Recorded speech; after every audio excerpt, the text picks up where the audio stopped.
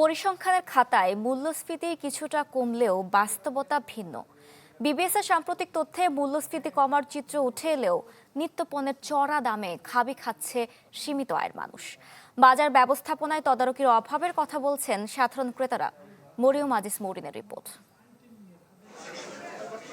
নিত্যপণ্যের চড়া দামে বাজারে এসে চরম বিপাকে পড়েছেন চাকরিজীবী জাহাঙ্গীর আলম। 6 জনের পরিবারের খরচ মেটাতে রীতিমতো হিমশিম খাচ্ছেন তিনি।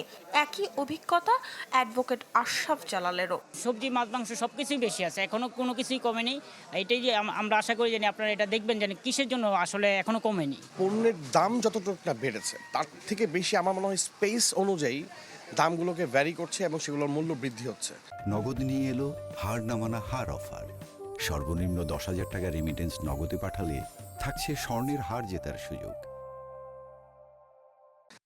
অথচ বাংলাদেশ পরিসংখ্যান ব্যুরো বিবিএস এর তথ্য বলছে ভিন্ন কথা।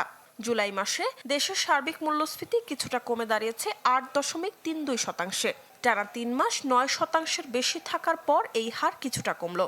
গত মে মাসে মূল্যস্ফীতি ছিল 9.42%, যা ছিল 16 মাসের মধ্যে সর্বোচ্চ। অর্থনীতিবিদদের মতে পরিসংখ্যানের মূল্যস্ফীতি কিছুটা কমলেও বাস্তবতা একেবারেই ভিন্ন।